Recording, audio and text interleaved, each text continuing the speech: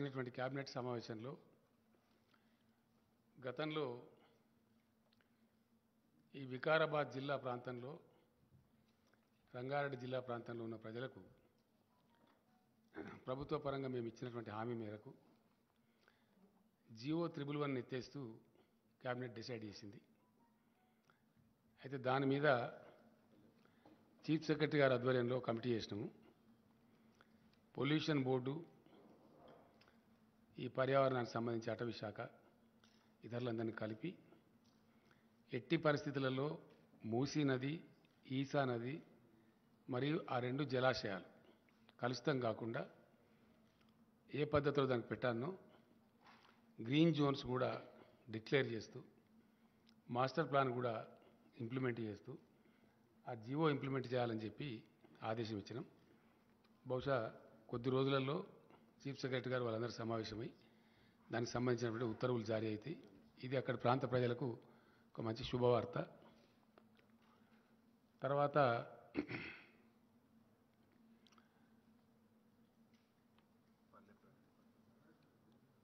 మే 20 నుంచి జూన్ 5వ తేదీ వరకు పట్టణ ప్రగతి మరియు పల్లె ప్రగతి డ్రైవ్ మళ్ళా ఒకసారి చేపట్టి చాలా ఉధృతంగా వర్షాకాలానికి ముందు చేయాల్సిన అవసరం ఉంటుంది కాబట్టి పల్లె ప్రగతి పట్టణ ప్రగతి కూడా 20th May to June 5th అనేది అది కూడా ఈరోజు క్యాబినెట్ డిసైడ్ చేసింది. ఆ ప్రకారం దాన్ని ముందుకు పోవడం జరుగుతుంది. అట్లానే ఒక 6 ప్రైవేట్ యూనివర్సిటీలు హైదరాబాద్కు చాలా డిమాండ్ వస్తున్నది. దానికి సంబంధించి ఈరోజు ఇన్ ప్రిన్సిపల్ క్యాబినెట్ అప్రూవ్ చేసి వారికి అంటే ఒక అగ్రికల్చర్ యూనివర్సిటీ ఉంది, దాంట్లో పేర్లు ఐడియా ఉందా? నిక్మార్ ఉంది, ఇంకా చాలా ఉన్నాయి. అమిటీ ఉంది, CII confederation of Indian industry అని చెప్పి వాళ్ళు అది ఉంది, చాలా టాప్ ఇది ఉంది. గురునానక్ ఒకటి ఉంది, ఇంకోటి ఎంఎన్ఆర్ అని ఒకటి ఉంది. ఇవే కదా వచ్చినాయి కదా కరెక్ట్ పేర్లు? ఏమంటారు? Kaveri Kaveri agriculture university. 5 ఏమో ఇవి. సంబంధిత మంత్రులే ఉత్తర్వులు జారీ చేయాలని చెప్పి కూడా క్యాబినెట్ అంటే వాళ్ళకు ఉండే గైడ్ లైన్స్, విధి విధానాలు, వాళ్ళ అప్లికేషన్ ఫార్మాట్స్ అన్ని కరెక్ట్గా చూసి ఏ పద్ధతిలో ఇవ్వనో ఆ పద్ధతిలో వాళ్ళకి ఇవ్వమని చెప్పి కాన్ఫెడరేషన్ ఆఫ్ ఇండియన్ ఇండస్ట్రీ అట్లనే పెడతారు వాళ్ళు. దాని సార్ అట్లాంటి కోర్సెస్ అంటే వాళ్ళు జిఎంఆర్తో ఏదో టైప్లో ఉన్నారు, అక్కడ ఏరో సిటీలో అక్కడనే పెడతారు అన్నట్టు. కావేరీ అంటే 2-3 సీడ్ కంపెనీలు అంటున్నాయి. అవి గంగా కావేరీ అని ఒకటి ఉంది, కావేరీ అని ఒకటి ఉంది, వాళ్ళందరూ కలిసి అది పెట్టుకుంటారు. తర్వాత ఫార్మా యూనివర్సిటీ ఇమీడియట్గా ఫోర్స్లోకి తీసుకొని రావాలని, అది ప్రపంచంలోనే మొట్టమొదటిది కాబట్టి దానికి మొన్న ఇటీవల ఇండస్ట్రీస్ మినిస్టర్ తిరిగినప్పుడు కూడా అమెరికన్ కంపెనీస్ చాలా కూడా ముందుకు వచ్చినాయి దానిలో పార్ట్నర్షిప్ చేయడానికి, ఆ టెక్నికల్ నోహా అదంతా కూడా తీసుకోవడానికి చెప్పినాం. దేశంలోనే మొదటిసారిగా సివిల్ అవియేషన్ ప్రపంచవ్యాప్తంగా బాగా పెరుగుతూ ఉంది. ఇప్పుడు మన దగ్గర కూడా చాలా పెద్ద ఎత్తున పెరుగుతూ ఉంది. Now Hyderabad airport is the 4th largest airport in India. కోల్కతాను, మద్రాసును రెండింటిని, చెన్నైని రెండింటిని పక్కకు జరిపేసి number 1 is Delhi, number 2 is Mumbai, number 3 Bengaluru, number 4 Hyderabad. We are the 4th largest. భూభాగం దృష్ట్యా చూస్తే మనకు largest airport in India, larger than Delhi airport. ఢిల్లీది 5,000 ఎకరాలు ఉంది, మనదేమో 5,200 ఎకరాలు ఉంది శంషాబాద్ ఎయిర్పోర్ట్. సో వాళ్ళకి చెప్పిన ప్రకారంగా సెకండ్ రన్వే గురించి కూడా ఇమీడియట్ స్టెప్స్ తీసుకోమని చెప్పి జిఎంఆర్కి చెప్పినాం. మనకి ఇప్పుడు ఎగ్జాక్ట్లీ టెర్మినల్ ఏదైతే ఉందో టెర్మినల్కి సదరన్ సైడ్లో ఒక రన్వే ఉంది, ఎగ్జాక్ట్లీ టెర్మినల్ మధ్యలోకి వచ్చి నార్త్ సైడ్ ఇంకో రన్వే వస్తుంది అనమాట. సో అది కూడా హైదరాబాద్ ఎయిర్పోర్ట్లో సెకండ్ రన్వే పనులు స్టార్ట్ అవుతాయి. ప్లస్ 4th లార్జెస్ట్ ఎయిర్పోర్ట్ కింద వచ్చినాం కాబట్టి సివిల్ అవియేషన్ కోర్సెస్లో సివిల్ ఏవియేషన్లో ప్రపంచవ్యాప్తంగా చాలా పెద్ద ఇండస్ట్రీ అవుతున్నది కాబట్టి దాన్ని బ్రహ్మాండంగా ముందుకు తీసుకుని పోమని చెప్పినాం. ఇది పాతదే కదా శ్రీనివాస్ గౌడ్ గారి, ఓల్డ్ అది అయిపోయింది. తర్వాత ఇంకో మెయిన్ డిసిషన్ ఈ యూనివర్సిటీలలో నియామకాలు అన్నీ కలిపి దాదాపుగా ఒక 3,500 పైచీలకు ఉన్నట్టున్నాయి. ఇది ఎవరికి వాళ్ళే చేయడంలో అక్కడ కొన్ని రకాల ఇబ్బందులు, కొన్ని ఆరోపణలు అవన్నీ కూడా వస్తూ ఉన్నాయి.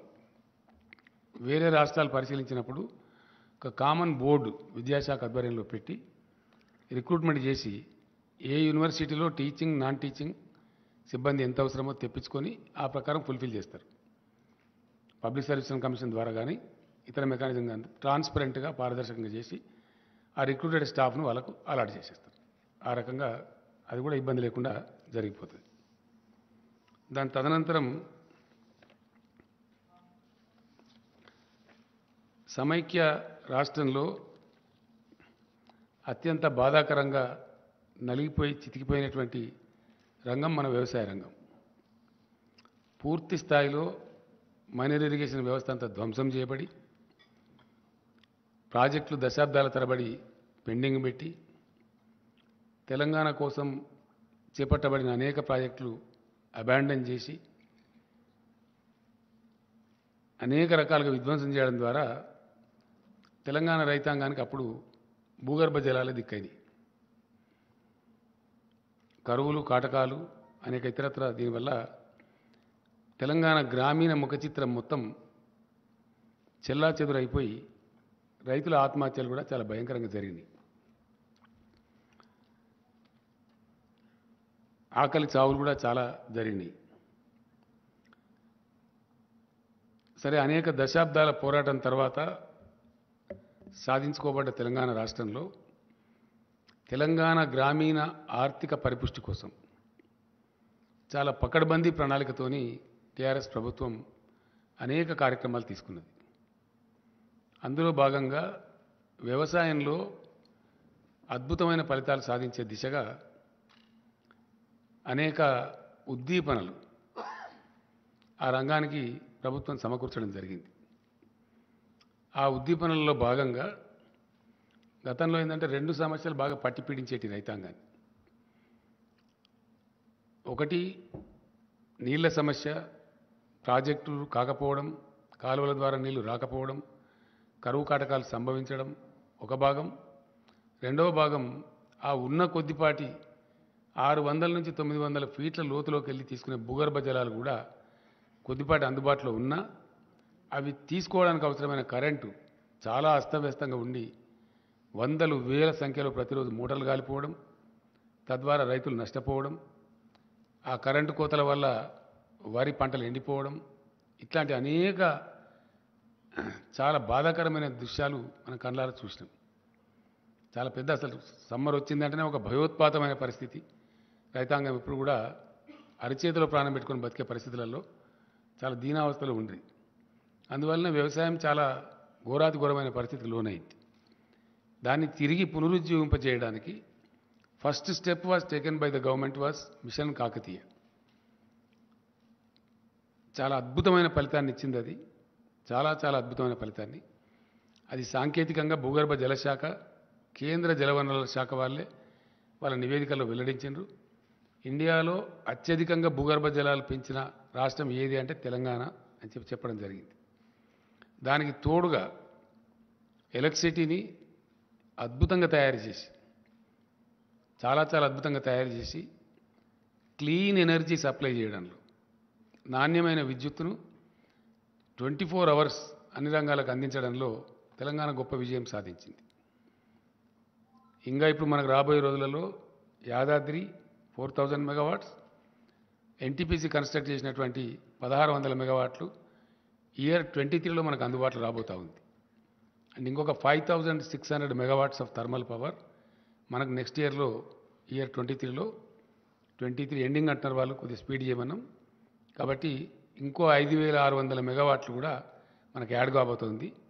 ఆ రకంగా విద్యుత్ పంపిణీ విధానంలో ఉండేటువంటి ఆ యొక్క అసమతుల విధానాన్ని సమతులం చేసి అంటే డిస్ప్రపోర్షనేట్ సిస్టమ్ అంతా కూడా ప్రపోర్షనేట్ చేసి చాలా చక్కగా నాణ్యమైన విద్యుత్తు కోతలు లేకుండా లో వోల్టేజ్ లేకుండా అందించడం వల్ల కూడా గణనీయంగా వ్యవసాయ ఉత్పత్తులు పెరిగిపోయినాయి. చాలా పెద్ద ఎత్తున రైతు ఆ సీట్ ఏది అది విలేకరులకు ఏంటి కదా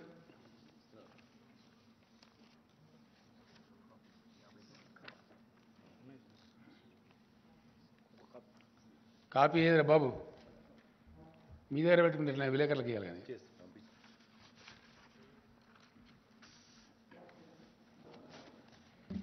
మన కోసం కాదు కదా వాళ్ళ కన్సంప్షన్ కోసం పెట్టేసి మీరు సో అట్లా జరిగింది. జరగడం ద్వారా ఏమైంది చాలా అద్భుతమైనటువంటి వ్యవసాయ విస్తరణ జరిగింది. అద్భుతంగా రైతులు పంటలు పండిస్తున్నారు.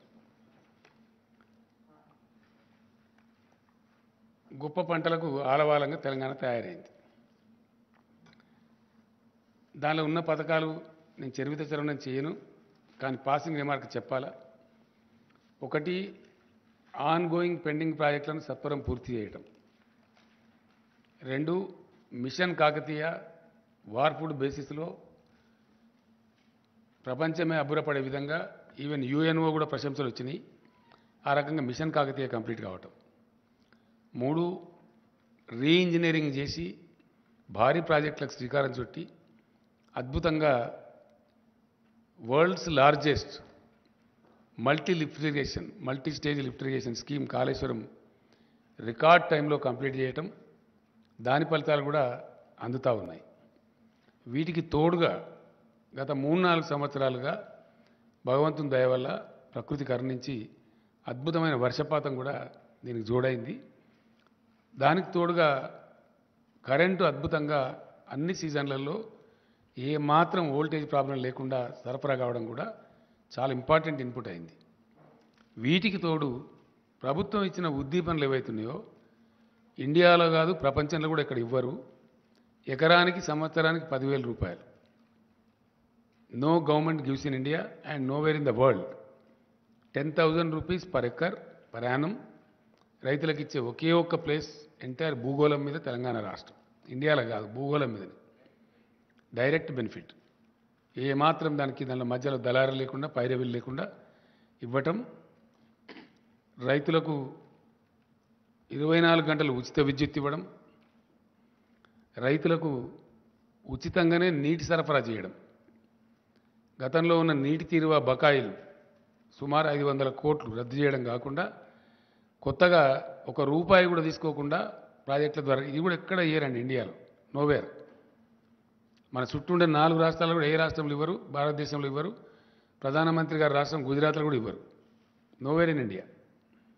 Only Telangana which supplies water surface water కూడా వితౌట్ వాటర్ సెస్ ఇవ్వటం. తర్వాత రైతులు చనిపోతే వయసుతో నిమిత్తం లేకుండా చనిపోయిన కారణంతో నిమిత్తం లేకుండా వాళ్ళకు అద్భుతంగా ప్రభుత్వమే మొత్తం ప్రీమియంస్ చెల్లించి 8 రోజులు దాటకుండా వాళ్ళకు రైతు బీమా సౌకర్యం కల్పించడం.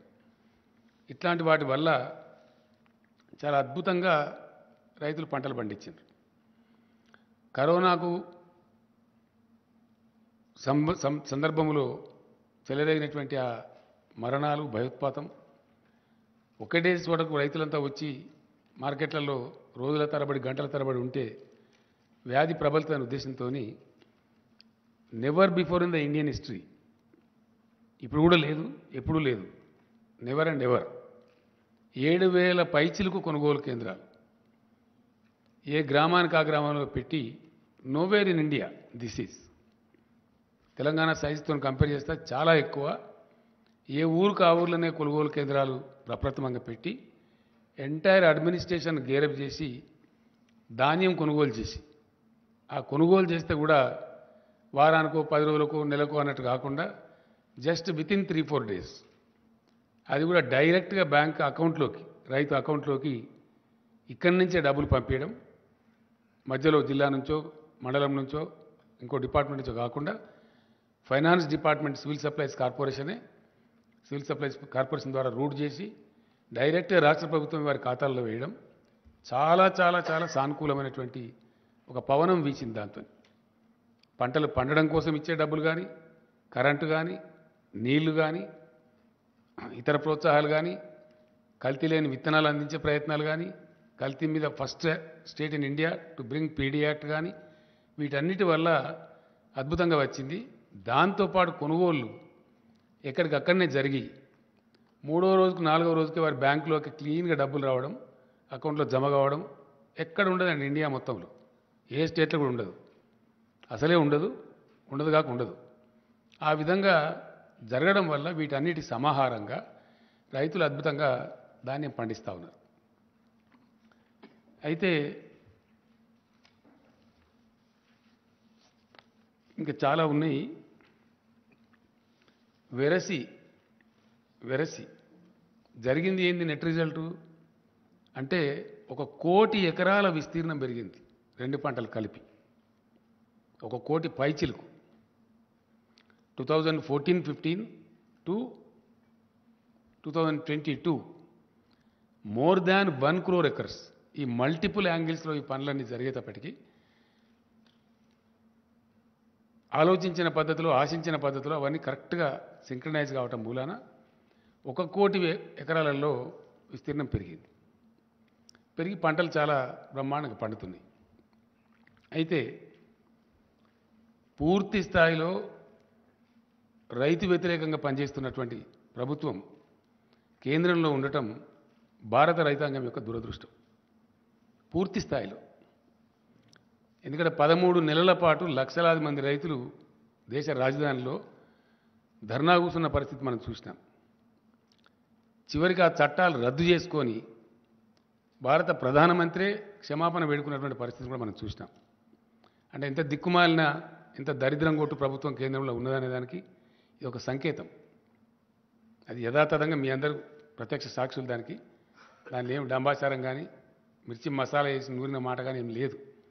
అది ఫ్యాక్ట్, హిస్టరీ. ఏది 13 నెలల పాటు నిరంతరంగా రైతులు ఉద్యమించటం దేశ రాజధానిలో, వాళ్ళని అనేక రకాలుగా తూలనాడి వాళ్ళని ఖాళిస్తాన్ ఉగ్రవాదులని, ఇంకోటని ఆందోళన జీవులని అవమానపరిచి ఇన్సల్ట్ చేసి ఫైనల్గా ప్రధానమంత్రి క్షమాపణ చెప్పి ఆ చట్టాలు వాపసు తీసుకున్న పరిస్థితులు మనం చూసినాం. అట్లానే ఈరోజు వ్యవసాయ రంగాన్ని మొత్తం కార్పొరేట్లకు అప్పగించాలని ఒక బలమైన కుట్ర కేంద్రం చేస్తూ ఉంది. అంటే రైతులు వాళ్ళ భూములన్నీ కార్పొరేట్ కంపెనీలకు అప్పగించాలి, దానిలోనే జీతకాలుగా పనిచేయాలి. ఇది అల్టిమేట్ కుట్ర. దాన్ని దృష్టిలో పెట్టుకొని వ్యవసాయ రంగాన్ని కుదేలు చేయాలని చెప్పి అనేక దుర్మార్గాలు చేస్తూ ఉన్నారు. మేము డిమాండ్ చేసినాం, గ్రామీణ ఉపాధి హామీ పథకాన్ని వ్యవసాయానికి అనుసంధానం చేయండి అంటే చెయ్యరు. ఆ కూలీలంతా వస్తారు, చౌకగా వస్తారు, రైతులకు లాభసాటిగా ఉంటుంది, ఏ ఊరికి ఆ ఊరిలో పని దొరుకుతుంది, ప్రతి ఊరిలో వ్యవసాయం ఉంటుంది కాబట్టి అంటే అది చెయ్యరు. 2 ఆ మేనిఫెస్టోలో పెడతారు కానీ అమలు చేయరు. వాళ్ళ ఎన్నికల హామీలో పెట్టినరు కానీ అమలు చేయరు. 2 ఎరువుల మీద ధరలు పెంచినారు. అలొకేషన్ మొన్న జరిగిన బడ్జెట్లో, లాస్ట్ టైం కూడా బడ్జెట్ సందర్భంగా నేను చెప్పిన, ఎరువుల మీద విపరీతంగా ధరలు పెంచినారు. 2 భూగర్భ జలాల మీద ఆధారపడి వ్యవసాయం చేసే రైతులకు వాళ్ళ బావుల కాడ మీటర్లు పెట్టాలి అనే దిక్కుమాలిన పనికిమాలిన విద్యుత్ సంస్కరణలు తెచ్చిండ్రు. దానికి ఇన్సెంటివ్స్ పెట్టి 0.5% FRBM లోన్ కూడా దానికి అనుసంధానం చేసి రాష్ట్రాలను నష్టానికి గురి చేస్తూ ఉన్నారు. అంటే వ్యవసాయ రంగాన్ని బలహీనపరచాలి, కుదేలు చేయాలి, డిస్కరేజ్ చేయాలి అనేటువంటి అంతర్గత కుట్రలో ఇవన్నీ బాగా. అట్లానే మార్కెట్లన్నీ లేకుండా చేస్తాం అని చట్టాలు తెచ్చిండ్రు. సరే, ఇప్పుడు తోక ముడిచిండ్రు. ఆ తర్వాత ఆ రోజు రైతులకు హామీ ఇచ్చిండ్రు, మేము MSP కోసం అది చేస్తాం, మరొకటి చేస్తాం, ఇంకొకటి చేస్తాం అని చెప్పి ఈరోజు వరకు అతి గతి లేదు. నిన్న మొన్న పార్లమెంట్ సెషన్ జరిగితే వాళ్ళకి అవసరమైన చట్టాలు పాస్ చేసుకున్నారు తప్ప ఆ రోజు రైతులకు ఇచ్చిన హామీ నిలబెట్టుకోలేదు. ఇలా దేశ రైతాంగం అంతా కూడా గమనిస్తూ ఉన్నారు. నిన్న నాతో పాటు ఢిల్లీలో ధర్నాలో పాల్గొన్న ఆ రాకేష్ టికాయత్ కూడా ఒక మహాసంగ్రామాన్ని మొదలుపెట్టబోతున్నాం మళ్ళీ భారతదేశంలో అని చెప్పి కూడా చెప్పడం జరిగింది. అది డెఫినెట్గా జరుగుతుంది కూడా. అదే పద్ధతిలో తెలంగాణ పండించినటువంటి ధాన్యం, వరి ధాన్యం విషయంలో చాలా చిక్కిరి బిక్కిరిగా వితండవాదం చేస్తూ పిచ్చి పిచ్చిగా తలా తోకలేని విధంగా కేంద్ర ప్రభుత్వం వ్యవహారం చేసింది. నేను స్వయంగా వెళ్ళినాను, మాట్లాడినాం. రాష్ట్ర మంత్రివర్గం యొక్క 5-6 సభ్యులు వెళ్ళినారు, వాళ్ళు మాట్లాడినారు, లెటర్స్ ఇచ్చినాం, అవన్నీ కూడా చేసినాం. ధాన్యం కొనమంటే దాన్ని కాలుకు పెడితే మెడకు పెట్టి కాలుకు పెట్టడమే కాకుండా అతను చాలా అవమానపరిచి రైతులను మాట్లాడినాడు, రాష్ట్రాన్ని మాట్లాడినాడు. 2 విషయాలు ఏంటంటే ఎంత చీప్గా, ఎంత తెలివి తక్కువగా ఆ మంత్రికి అసలు మెదడు, జ్ఞానం, బుద్ధి ఏమైనా ఉందా లేదా కూడా అర్థం కాదు. అతను నూకలు తినడం అలవాటు చేయండి మీ రాష్ట్రానికి. మంచి ఫైన్ రైస్ పండించి అద్భుతమైన పంటను దేశానికి అన్నం పెట్టే రైతాంగానికి వాళ్ళు వడ్లు పండించి మంచి బియ్యమే దేశానికి అన్నట్టు వాళ్ళు నూకలు తినన్నట్టు. ఎంత గర్వం అండి, ఎంత అహంకారం. దేశానికి అద్భుతమైన పంట పండించి అన్నం అందించేటువంటి తెలంగాణ ప్రజలను మీరు నూకలు తినడం అలవాటు చేయండి అని చెప్పడం. ఇంకోటి, నేను పోయినప్పుడు ఆయన అన్నాడు, క్యా చమత్కార్ కర్ దియా భాయ్ తెలంగాణ, క్యా చమత్కార్ హోగయా అని ఒకటి. రెండవది ఇంకోటి, అతి తెలివి తక్కువగా, అంటే వాళ్ళకి తెలివి తక్కువ ఉండి ఇతరులకు కూడా తెలివి తక్కువ ఉన్నది అనుకుంటారు అన్నట్టు. అది చరిత్ర ఇడ. ఎస్, డెఫినెట్లీ ప్రాబ్లమ్ ఈజ్ వాళ్ళకున్న వీక్నెస్, వాళ్ళకున్న తెలివి తక్కువతనం, వాళ్ళ సోమరిపోతనము, వాళ్ళ పరిపాలన సామర్థ్యం లేని అవివేకము అందరికి కూడా ఉన్నాయని అనుకుంటారు అన్నట్టు. వాళ్ళకి ఆ స్థాయి లేదు. ఇప్పుడు తెలంగాణకు ఉన్న స్థాయి కేంద్రానికి లేదు. లేక పర్ఫార్మ్ చేయలేక, చేతగాక, పరిపాలన చేతగాక వాళ్ళు సాధించలేని గమ్యాలు, లక్ష్యాలు తెలంగాణ సాధిస్తే దాన్ని జీర్ణించుకోలేక క్యా చమత్కారోగా. ఇప్పుడు మీకు ఇచ్చిన షీట్లో ఉన్నది చమత్కారం ఏందో, మీకు ఇచ్చిన షీట్లో క్లియర్గా ఉంది. వీళ్ళు ఎంత అంటే 36 లక్షలు తెలంగాణలో వరి సాగైతే యాసంగిలో ఒక్క పంటలో మొత్తం దేశంలో సాగైంది ఎంత? ఏ రాష్ట్రంలో సాగైంది ఎంత? మన దానిలో సగం కూడా ఏ రాష్ట్రంలో సాగాలి. అట్లీస్ట్ మన దానిలో 50% కూడా ఏ రాష్ట్రంలో సాధ్యం కాలే. That is what is the Chamatkar of Telangana. ఇది అర్థం కాక, తెలివి లేక చెప్పచ్చు కదా, మాకు శాత కాదు, మేము దద్దమ్మలం, ఏదో గెలిచిన మతం పేరు మీద, మన పేరు మీద గెలిచే అధికారం చేస్తున్నాం, కానీ మాకు శాత కాదని చెప్పచ్చు కదా. అది చెప్పకుండా వాళ్ళ యొక్క అసమర్థతను ఇతరుల మీద నెట్టివేసే విధంగా క్యా చమత్కార్ హోగయా అని ఒకటి మాట్లాడతారు. ఏ రాష్ట్రానికి లేని ప్రశ్న తెలంగాణకు ఎందుకు వస్తున్న సమస్య? ఎందుకు రాదు? ఎందుకే వస్తుంది. ఏ రాష్ట్రం అయినంత పంట మేము వేసినాం, తీసుకోమంటే నీకు శాతగాక ప్రతిసారి మెలిక పెట్టి, తెలివి తక్కువ మెలికలు పెట్టి, ఫుడ్ సెక్యూరిటీ యాక్ట్ కింద ఉన్న బాధ్యతను విస్మరించి, yes, government of Telangana is ఎవైడింగ్.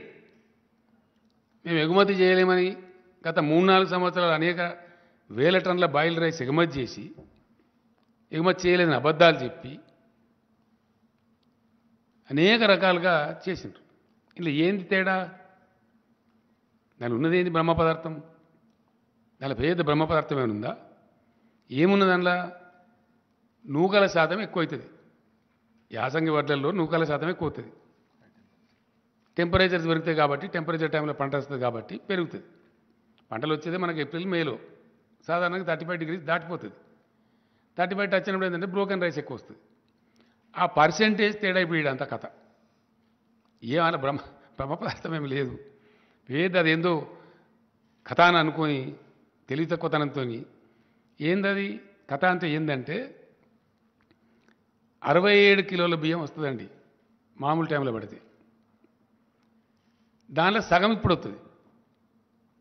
100 కిలోల వడ్లు పట్టినట్టయితే అదే వర్షాకాలంలో వడ్లకేమో 67 కిలోల బియ్యం వస్తుంది. యాసంగి ధాన్యానికి ఏమొస్తుంది? 34-35 కిలోలు వస్తుంది. ఆ రాణి శాతం ఏదైతే ఉందో అది తేడా వస్తుంది. ఆ డబ్బు కేంద్రం భరించాలా? వాస్తవానికి ఎందుకు భరించాలా? దేనికోసం భరించాలా అంటే భారతదేశం యొక్క ఆహార భద్రత రాజ్యాంగవిహితంగా, రాజ్యాంగబద్ధంగా కేంద్ర ప్రభుత్వానికి అప్పచెప్పబడ్డది. కాబట్టి ఆ ఆహార భద్రత కాపాడేటప్పుడు ఆహార నిల్వలు పెట్టాలి దేశంలో. చాలా సింపుల్ విషయం ఇది. దీనిలో ఏదో పెద్ద బ్రహ్మ పదార్థం లేదు. ఆ బాధ్యత ఉంది కాబట్టే దానిలో నుంచి ఉద్భవించిందే ఫుడ్ కార్పొరేషన్ ఆఫ్ ఇండియా. ఆ ఫుడ్ కార్పొరేషన్ ఆఫ్ ఇండియా దగ్గర లక్షల కోట్ల టన్నులు స్టోర్ చేసి ఉంచేటువంటి సామర్థ్యం ఉంటుంది, శక్తి ఉంటుంది. ఇతర ఏ రాష్ట్రానికి కూడా ఆ స్టోర్ చేసే శక్తి సామర్థ్యాలు ఉండవు. టెంపరీ ట్రాన్సిట్ స్టోరేజ్ సామర్థ్యం ఉంటుంది తప్ప శాశ్వతంగా ఉండదు. కాబట్టి ఫుడ్ కార్పొరేషన్ ఆఫ్ ఇండియా ఈ పంటలు తీసుకొని దాన్ని మళ్ళీ వితరణ చేసే సందర్భంలో కొద్దిపాటి లాస్ వస్తే వస్తుంది, ఒక 5,000 కోట్లు 10,000 కోట్లు వస్తుంది, దాన్ని భరించాలి. కొన్ని సందర్భాల్లో ప్రపంచంలో కరువు వచ్చినప్పుడు ఎక్స్పోర్ట్ చేస్తే లాభం కూడా వస్తుంది. కొన్నిసార్లు లాభం వస్తుంది, కొన్నిసార్లు నష్టం వస్తుంది. అది మేము భరించలేము అని చెప్పలేక భరించరు. ఎందుకంటే దానిలో సీక్రెట్ ఉంది. సీక్రెట్ ఏంది? తెలివి తక్కువ ప్రభుత్వం కేంద్రంలోది. ఇప్పుడు ఏం ఎంత తెలివి తక్కువ, ఎంత దుర్మార్గమైన, ఎంత హీనమైన నీచమైన ప్రచారాలు చేస్తారండి. ట్యాక్సేషన్లో 2 భాగాలు ఉంటాయి, కేంద్ర పన్నులు, రాష్ట్ర పన్నులు. డెఫినెట్గా కేంద్రం ఈ పన్నులు వసూలు చేయాలా, రాష్ట్రాలకు ఈ పన్నులు వసూలు చేసుకోవాలని ఉంటుంది. దానిలో ఇప్పుడు పెట్రోల్ డీజిల్ మీద రాష్ట్రానికి కూడా కొంత ఉంటుంది, వ్యాట్ వేసుకునే అవకాశం ఉంటుంది. మేము వచ్చిన కారణం నుంచి గవర్నమెంట్ మేము పెంచలేదు, అది దించలేదు. ఆ వ్యాట్ ఉన్నంతనే ఉన్నది. 2015లో ఒకసారి అది జీరోలలో ఏదో ఉంటే దాన్ని రౌండ్ ఫిగర్ చేసినాం. జస్ట్ జీరోలలో ఉండేది, అంటే 60 పైసలు 30 పైసలు ఉంటే దాన్ని ₹1 చేసినాం. రౌండ్ ఫిగర్ చేస్తే కలెక్షన్ ఈజీ ఉంటుంది, ఇచ్చే వాళ్ళకైనా తీసుకునే వాళ్ళకైనా. అంతకుమించి తెలంగాణ వచ్చిన కానీ తెలంగాణ చరిత్రలో పెట్రోల్ మీద డీజిల్ మీద మేము పైసా పెంచలేదు. యాజ్ ఇట్ ఈజ్ ఉన్నాయి రేట్లు, స్టేట్ ట్యాక్స్. కానీ సెంటరు రోజుకు ₹1, రోజుకు బారాన, రోజుకు ₹1-2 పెంచి దానికి ఏం ప్రచారం చేస్తారండి? స్టేట్ ట్యాక్స్ తగ్గించాలన్నట్టు. మరి నువ్వెందుకు పెంచాలా? నువ్వు దేనికోసం పెంచుతున్నావు నాకు అర్థం కాదు.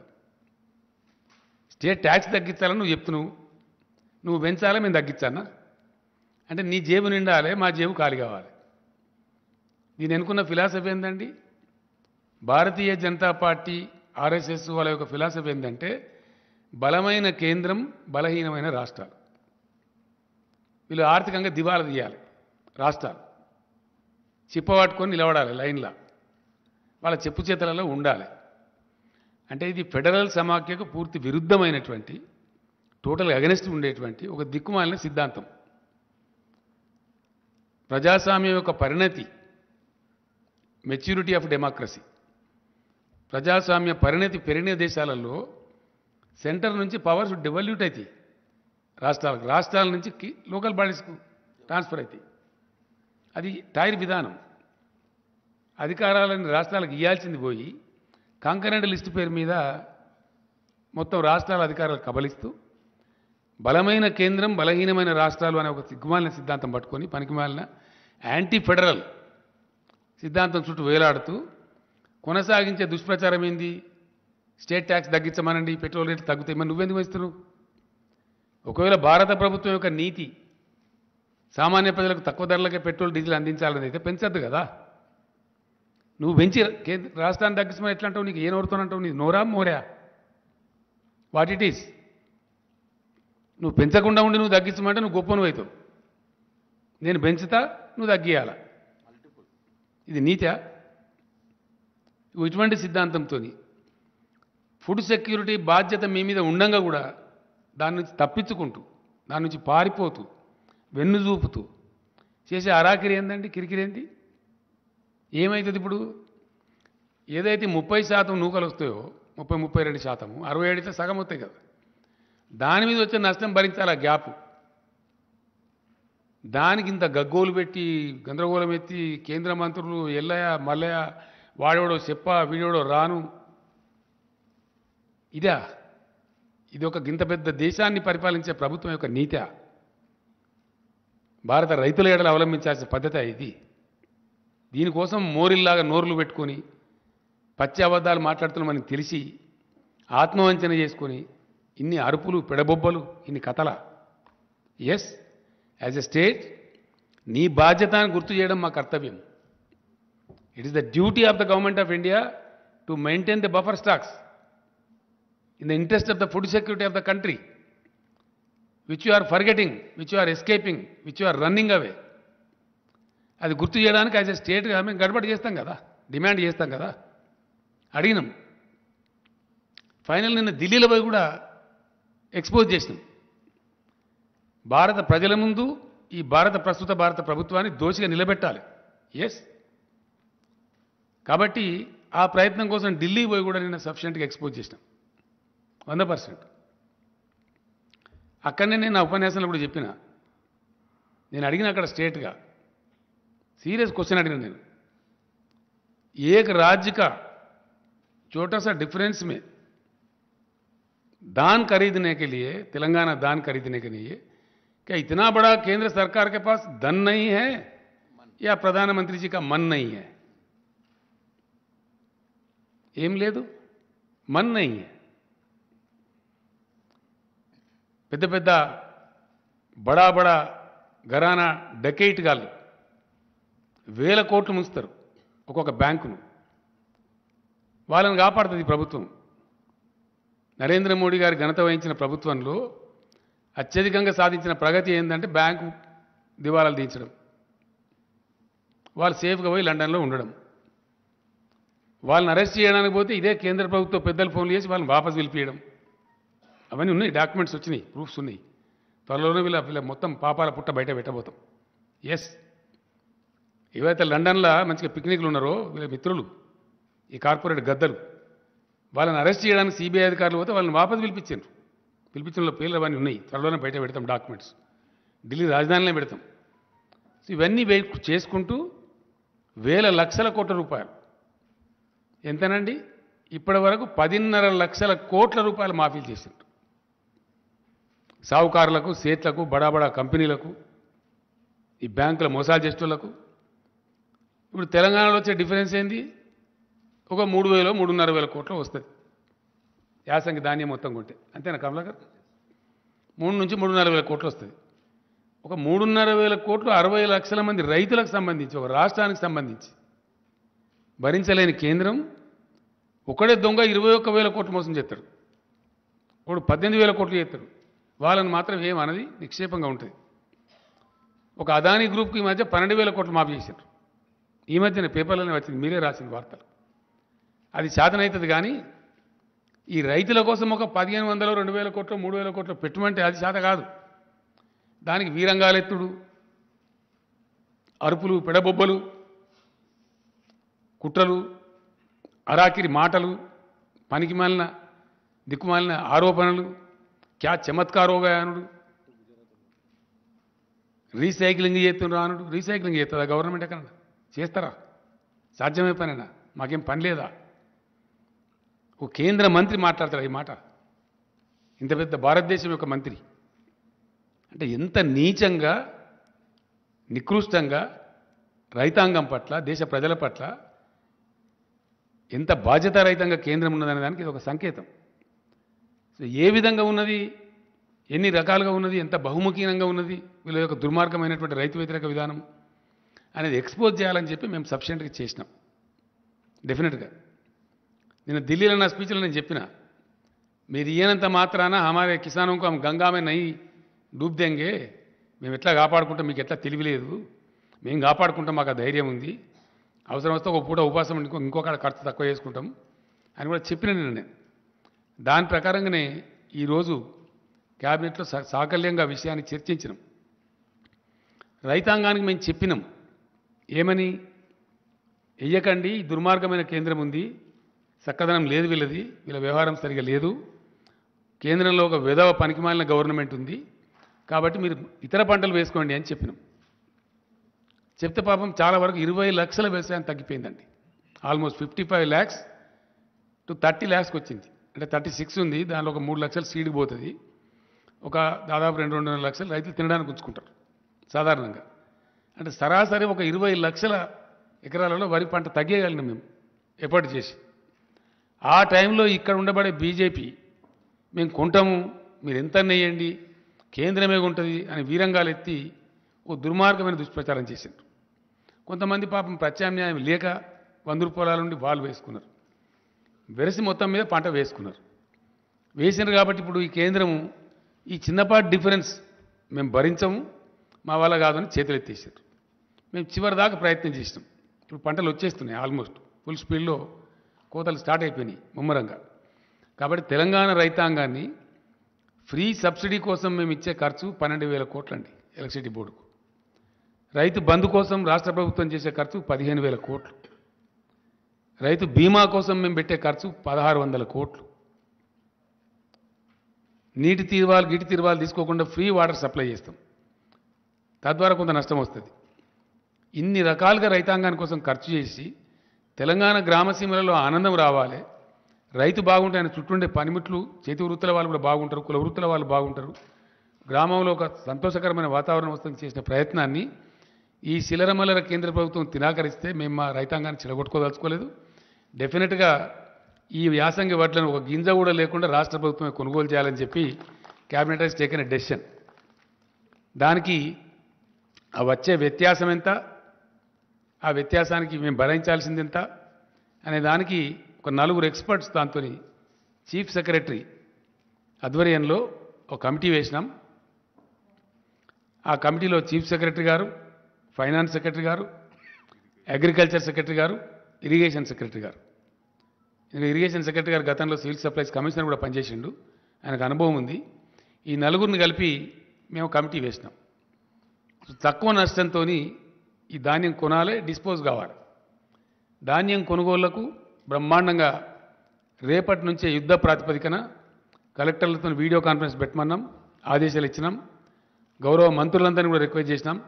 రేపు ఇమీడియట్ జిల్లా కేంద్రాలకు పోయి టోటల్ అడ్మినిస్ట్రేషన్ గేరప్ చేసి ప్రతి ఊరిలో in each and every village కొనుగోలు కేంద్రాలు స్టార్ట్ చేయమని చెప్పినాం.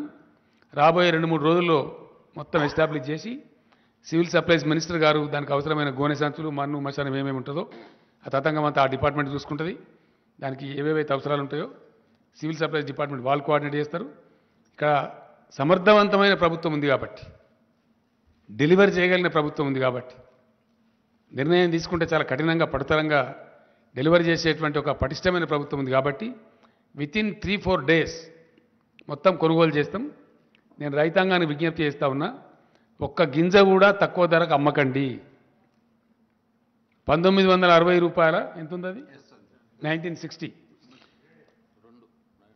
1960 అయితే ఎంఎస్పి ఉందో టంచన్గా 1960 రూపాయలు మీకు చెల్లిస్తాము.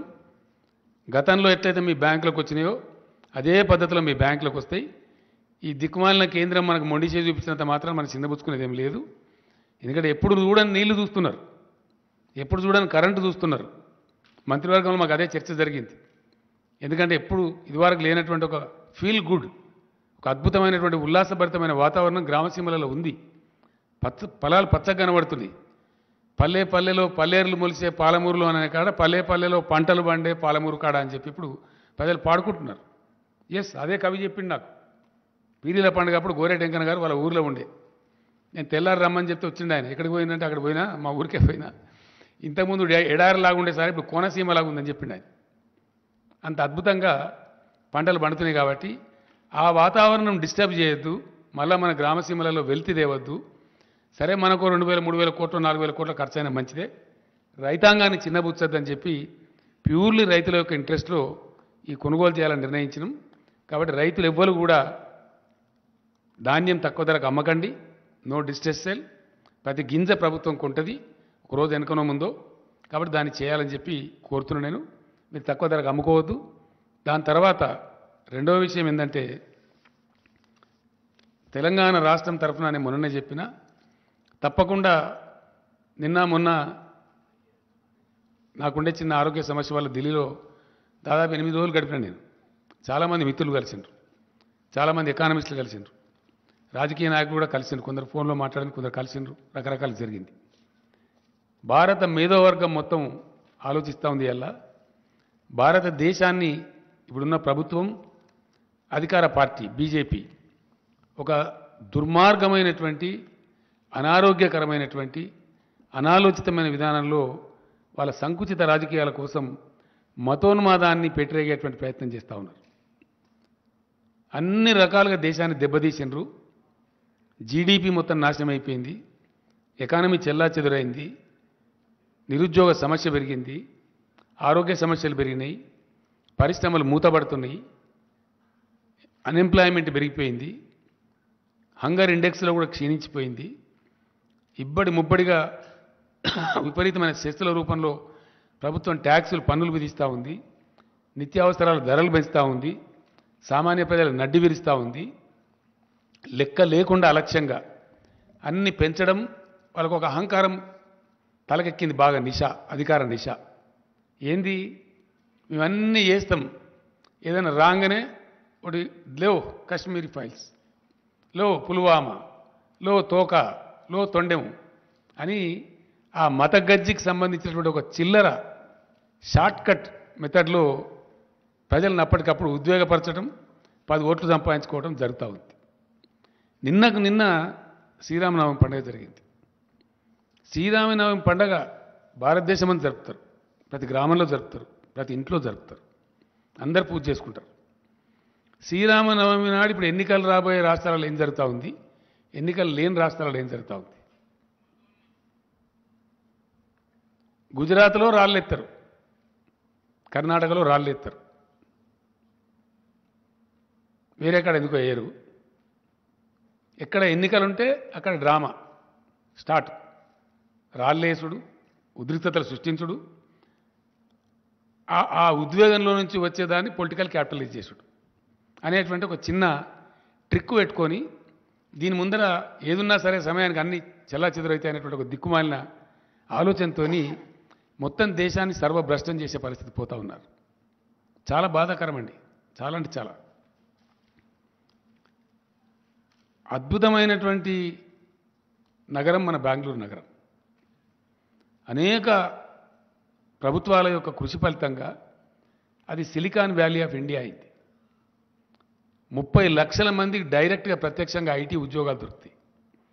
మరో 30 లక్షల మందికి ఆల్మోస్ట్ ఇండైరెక్ట్ ఉద్యోగాలు దొరుకుతాయి. అంత అద్భుతమైనటువంటి రాష్ట్రంలో చాలా అయిందా time, just 2 minutes, 5 to 7, yeah.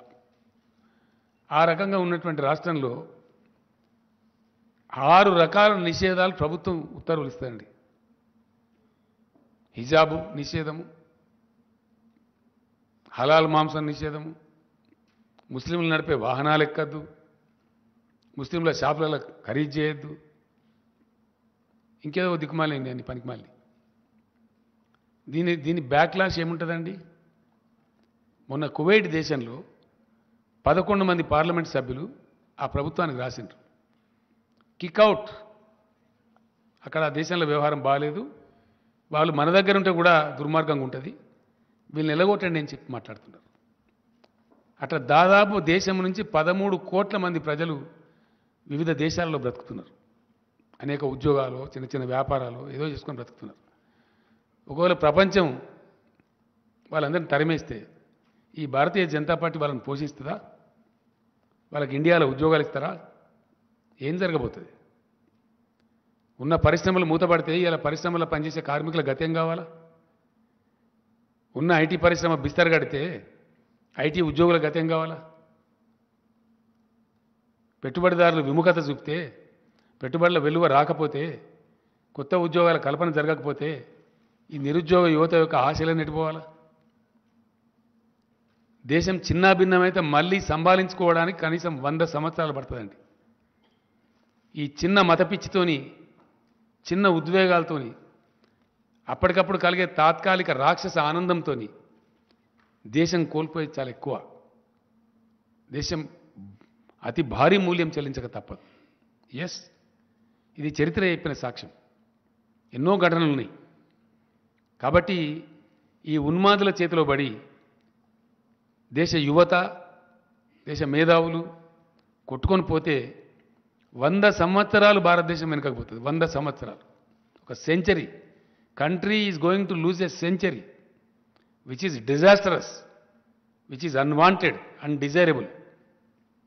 కాబట్టి దేశ ప్రజలు, ఈ ఉన్మాదులు, ఈ దుర్మార్గులు చేసేటువంటి ఈ కుటిలమైనటువంటి, కుచితమైనటువంటి విషయాలు వాళ్ళు గ్రహించి తప్పకుండా తమను తాము రక్షించుకునే దిశగా భారతదేశం కదలాలి. ఇది బుద్ధిజీవుల దేశం. డెఫినెట్లీ నేను బలంగా నమ్ముతాను, ఇండియా రియాక్ట్స్. ఇండియా బుద్ధు దేశం కాదు, బుద్ధిజీవుల దేశం.